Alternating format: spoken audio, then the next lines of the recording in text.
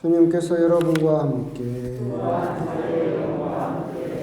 마테오가 전한 거룩한 복음입니다.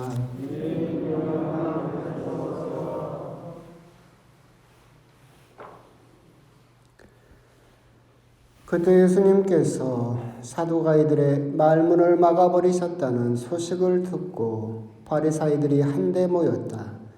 그들 가운데 율법교사 한 사람이 예수님을 시험하려고 물었다. 스승님, 율법에서 가장 큰 계명은 무엇입니까? 예수님께서 그에게 말씀하셨다. 내 마음을 다하고 내 목숨을 다하고 내 정신을 다하여 주 너의 하느님을 사랑해야 한다. 이것이 가장 크고 첫째가는 계명이다. 둘째도 이와 같다. 내 이웃을 너 자신처럼 사랑해야 한다는 것이다. 온 율법과 예언서의 정신이 이 두 계명에 달려 있다. 주님의 말씀입니다.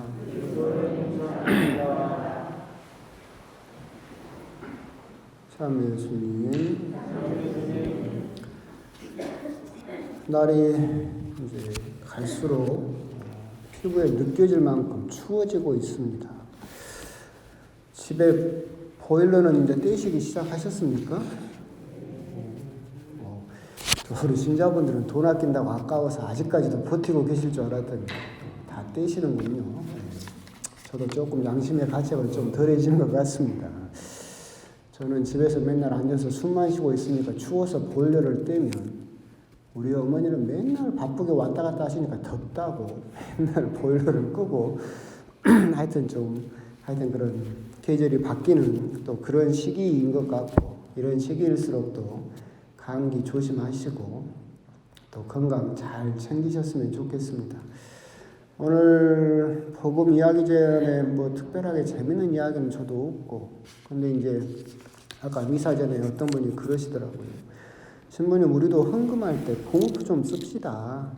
그렇게 이야기를 하시는데, 저는 어디 가든지 대부분 대축일 아니면 헌금 봉투를 대부분 없애는 편입니다. 저는 왜 그러느냐면 정리할 때 너무 힘들어요. 여러분 미사 끝나고 헌금 정리할 때 너무 힘들고, 또 요즘같이 코로나 시국에는 또 그러잖아요. 또 누가 만졌는지도 불확실하고 그러니까 돈도 뭐 깨끗하진 않겠지만 하여튼 헌금 봉투도 매번 소독할 수 있는 것도 아니니까 그냥 없는 게 더 낫겠다라는 생각이 들고, 여러분에게 말하지 않은 세 번째 이유는 뭐냐면, 실질적으로 헌금 봉투를 쓰지 않으면 보통 헌금이 한 30%까지 늘어납니다. 봉투가 있으면 헌금이 확 줄어버려요. 왜 그럴까요?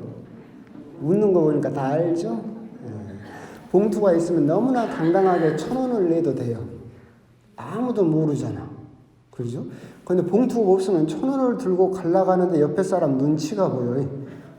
내가 그래도 사목회 임원이고 그런데 1,000원 내려고 하면 어째 동네도 창피하고, 그래서 슬그머니 1,000원을 넣고 5,000원짜리를 꺼내겠지? 실질적으로 이건 제 말이 아니라 조사를 해보니까 실질적으로 통계적으로 봉투를 쓰게 되면 헌금이 30%까지 줄어든다는 게 통계적으로 나와 있는 결과입니다.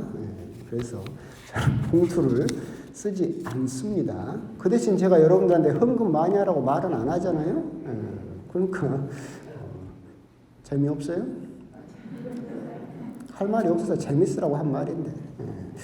오늘 복음은 사랑의 이중계명이라고 하는, 여러분도 너무나 잘 아시는 하느님을 사랑하고 이웃을 사랑하는 것이 모든 율법과 예언서, 구약 성경의 정점이다.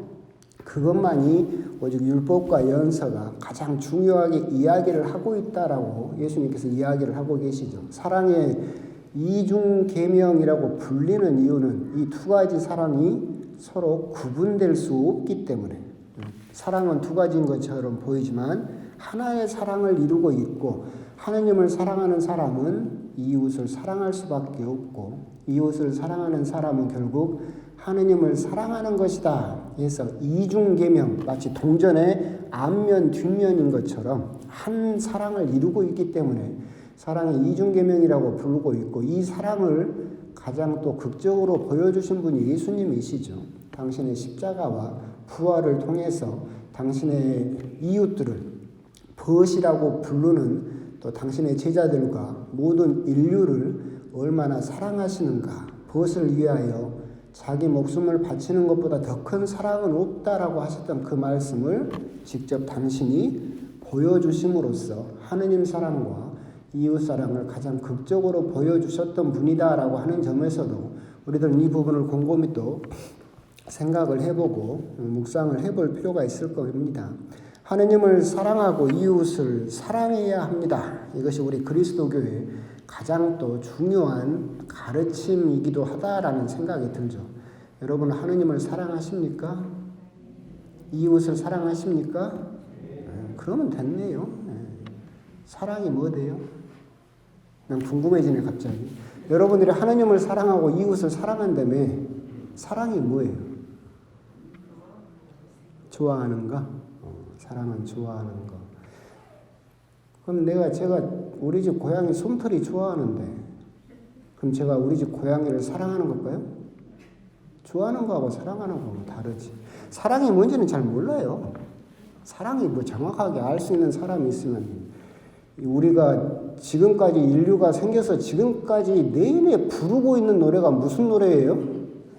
맨날 사랑 타령만 하고 있죠. 헤어져서 만나서 좋아서 싫어서 맨날 사랑 타령. 사랑이 뭔지 알았으면 그 노래가 그렇게까지 지금까지 불리겠습니까? 사랑이 정확하게 뭔지 모르니까. 그런데 예수님께서는 하나님을 사랑하고 이웃을 사랑하라고 그러셔요. 그럼 어떻게 해야 사랑하는 것이냐? 라는 점에서는 우리가 생각을 해볼 필요가 있겠죠. 사랑이 무엇이냐? 몇 차례 말씀드리긴 했어요. 사랑이 뭔지는 정확하게 몰라요. 저도 잘 모르죠. 근데 사랑이라고 부를 수 있으려면 기본적으로는 세 가지가 갖추어져야만 그것을 사랑이다라고 부를 수 있다라고 에릭 프롬이라는 심리학자가 이야기를 한 적이 있어요. 어떤 것을 사랑이라고 부를 수 있느냐? 세 가지. 첫 번째, 관심. 두 번째, 존중. 세 번째, 책임. 이것이 들어있어야만 그것을 사랑이라고 부를 수 있다. 하느님은 사랑이십니다라고 부를 수 있는 이유도 그거예요. 하느님은 사랑이십니다. 첫째, 하느님은 우리들에게 너무나 지극한 관심을 가지고 계세요. 우리들의 머리카락 개수까지도 다 세워두고 계시고 우리가 미처 청하기도 전에 하느님께서는 우리가 무엇을 원하는지 알고 계셔요. 그만큼 우리들에게 관심이 있으시죠. 두 번째, 하느님께서는 우리들을 너무나 존중하세요. 무슨 말이냐면 하느님 뜻이 이렇다라고 하더라도 우리들이 고집을 피우면 하느님이 양보를 해요. 여러분들이 구약 성경을 보더라도 아브라함이 하느님하고 걸어가면서 거래를 걸죠. 50명. 그래 그렇게 하자. 45명. 그래 그렇게 하자. 40명. 그래 그렇게 하자. 30명, 20명, 10명까지 줄어들 동안 아브라함은 계속 거래를 걸고 그때마다 하느님은 어떻게 해요? 양보하세요. 십자가도 결국은 하느님의 궁극적인 양보죠. 그러잖아요. 계속해서 하느님께서도 하셨지만 우리들은 끝내 거기에 대해서 양보를 하지 않기 때문에 하느님의 죽음으로써 당신이 우리들을 얼마나 존중하고 계시는 것을 보여주고 계시죠. 세 번째, 책임이 있어야 된다. 여기서 책임은 어떤 뭘 하고 내가 책임지겠습니다라는 그런 의미가 아니라 여기서 말하는 책임은 좋은 일이 됐든 나쁜 일이 됐든 끝까지 함께 하겠다라는 의미의 책임이에요. 좋은 일만 같이 하고 그 사람한테 뭔가 나쁜 일이 생기면 우리들은 보통 등 돌리고 가버리잖아요. 근데 그런 걸 사랑이라고 부르지 않죠. 사랑은 책임, 즉 좋은 일이 있든 나쁜 일이 있든 그 사람 곁에 끝까지 함께 있어주는 것. 하느님의 사랑은 책임이 있죠. 그렇기 때문에 하느님이 또 예수님을 임마누엘 하느님이라고 부르는 이유도 그거예요. 세상 끝날까지 내가 너희와 함께 있겠다. 너희들이 웃을 때든 너희들이 슬퍼하며 울 때든 나는 항상 너희들과 함께 있겠다. 즉 하느님은 사랑이십니다라고 부를 수 있는 이유는 하느님의 그 사랑은 우리들에게 관심을 가지고 우리들의 뜻을 존중해 주시고 우리들을 끝까지 함께 책임져 주시기 때문에 하느님은 사랑이십니다라고 부를 수 있다. 결국 우리가 하느님을 사랑하고 이웃을 사랑해야 합니다라고 했을 때 하느님이 우리들에게 그렇게 세 가지가 구비된 사랑을 보여주시는 것처럼 우리도 그렇다면 여러분은 대답했잖아요. 하느님 사랑하십니까? 그랬더니 사랑합니다라고 대답했고 이웃을 사랑합니까? 라고 물어봤더니 다 사랑한다고 대답하셨어요. 여러분들은 하느님에게 관심 있습니까? 관심 있어요? 하느님에 대한 관심은 어떻게 드러날까요? 그러잖아. 여러분들이 내가 누구를 좋아하고 사랑해요. 그러면 그 사람이 뭘 좋아하는지, 그 사람이 뭘 싫어하는지, 좋아하는 색깔은 뭔지, 그 사람이 무슨 말을 하는지 항상 관심을 가지고 지켜보잖아요. 여러분들은 하느님의 말씀에 관심이 있어요? 하루에 한 번이라도 성경을 봐요? 매일 미사책을 읽습니까?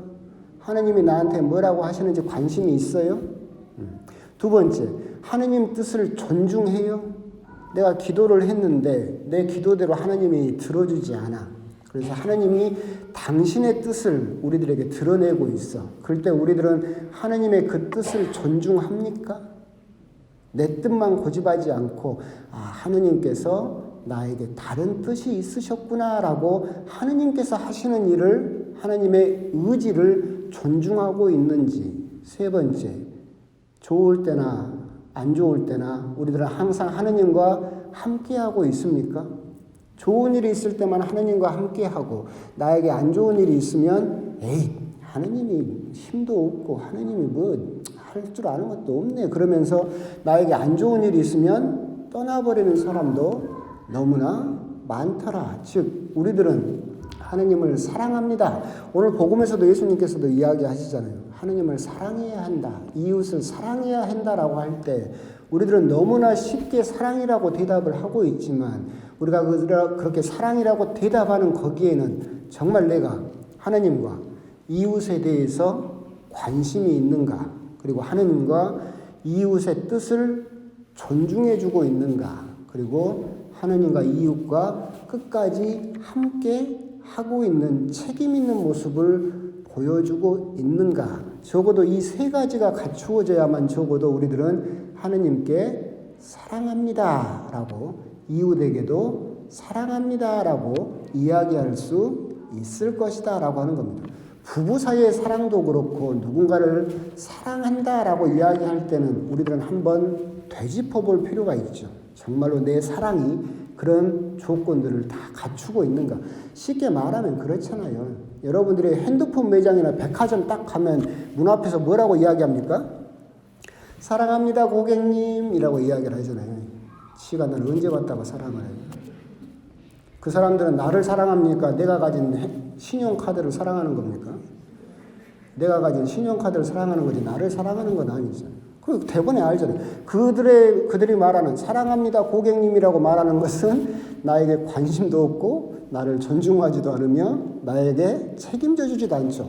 허공에 뜬 그냥 흘러가 버리는 사라져버리는 너무나 값싼 사랑. 세상은 이렇게 값싼 사랑을 너무나 흔하게 이야기하고 있을 때 여러분들은 일상생활을 살면서 하느님 사랑합니다. 내 부부에게도 내 이웃에게도 내 가족에게도 사랑합니다 라고 이야기를 할 때 정말로 나는 관심이 있는지 그 사람의 뜻을 존중하고 있는지 그리고 끝까지 그 사람이 울 때도 옆에 함께 할 수 있는지 그것을 한번 물어보고 나서 거기에 대해서 여러분들이 긍정적인 대답을 할 수 있을 때 비로소 하느님께 사랑합니다라고 대답할 수 있을 것이다라는 그런 말씀을 드리고 싶습니다. 오늘 사랑의 이중계명을 묵상하시면서 여러분들의 사랑에 대해서 한번 곰곰이 생각을 해보시고 내가 정말 하느님께 관심이 있는가? 하느님의 뜻을 존중하고 있는가? 그리고 기쁜 일이 있든 나에게 안 좋은 일이 있든 항상 하느님께 닷을 내리고 그분 안에 머무르고 있는가? 그 부분에 대해서 한번 여러분들의 사랑은 진정한 사랑인지 한번 곰곰이 좀 묵상을 해보셨으면 좋겠습니다. 아멘.